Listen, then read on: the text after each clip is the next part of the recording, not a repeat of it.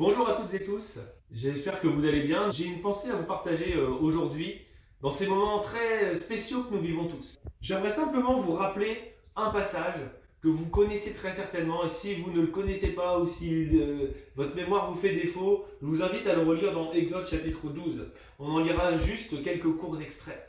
C'est le moment de la Pâque.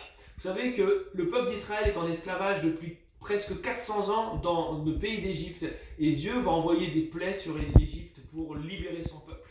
Et à la 10e plaie, le pharaon va enfin décider de laisser partir Moïse et le peuple d'Israël. La 10e plaie est très très spéciale puisqu'elle va frapper les premiers-nés des Égyptiens. Et Dieu met en place pendant cette plaie un dispositif. Un dispositif pour échapper à cette plaie. Et ce dispositif il tient en deux principes. Premièrement, le confinement, puisqu'il demande au peuple d'Israël, chacun dans sa famille, de rester chez soi, rester chez vous. Et la deuxième chose, il demande au peuple d'Israël d'immoler, de sacrifier un agneau. Et on lit ceci au chapitre 12, verset 7 de Exode.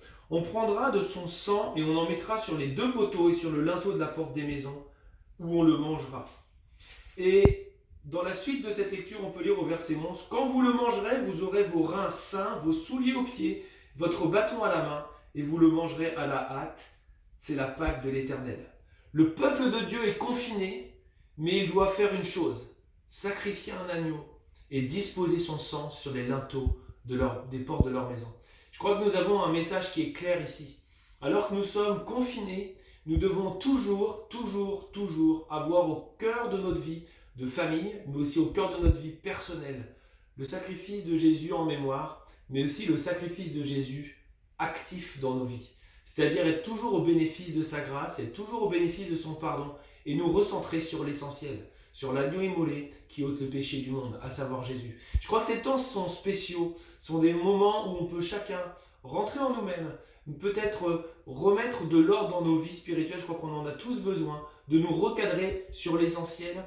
Et cet essentiel a un nom. Ce nom, c'est Jésus. Je crois que c'est un moment où nous pouvons vraiment remettre à nouveau nos familles avec Jésus au cœur, au milieu de notre cellule familiale. Et on voit dans ce passage que le Seigneur demande à son peuple d'avoir les reins saints. Les reins saints, ça nous passe en nous rappeler que ce qui est la ceinture du chrétien, c'est la parole de vérité. On trouve ça dans les armes spirituelles du croyant. Et aussi d'avoir ses souliers aux pieds. Et les souliers aux pieds pour le chrétien, c'est le zèle de l'évangile. Malgré le confinement, n'oublions pas ceux de l'extérieur. Malgré le confinement, n'oublions pas nos voisins qui sont très certainement angoissés, incertains sur l'avenir et se posant peut-être des questions qui les dépassent assurément. Mais nous avons en Jésus une réponse magistrale, une réponse qui est vraiment la réponse de notre vie, de nos vies, et une espérance qui est une ancre solide dans notre âme. Et j'aimerais vraiment vous dire, voilà, alors que nous sommes en confinement, soyons centrés sur Jésus, mais soyons prêts aussi, comme les Israélites devaient l'être, prêts à témoigner, prêts aussi à aller, lorsque le moment seront bons, seront venus, à aller témoigner à nos amis, à nos collègues de notre espérance.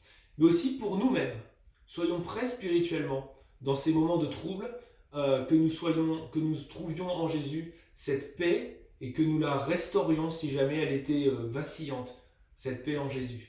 Et comme je le dis souvent à mes enfants, à Amandine en ce moment, si nous ne prions pas maintenant, si nous n'avons pas une vie qui se rapproche de Jésus maintenant, alors on ne le fera jamais.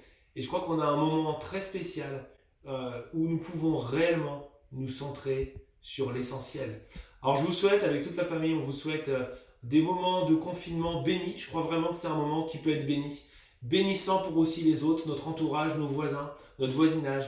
Et bénissant dans les jours qui s'ouvrent aussi dans le témoignage. On ne sait pas comment Dieu va disposer les choses, mais prions pour qu'il dispose les cœurs autour de nous, pour que l'évangile puisse avancer envers et contre tout.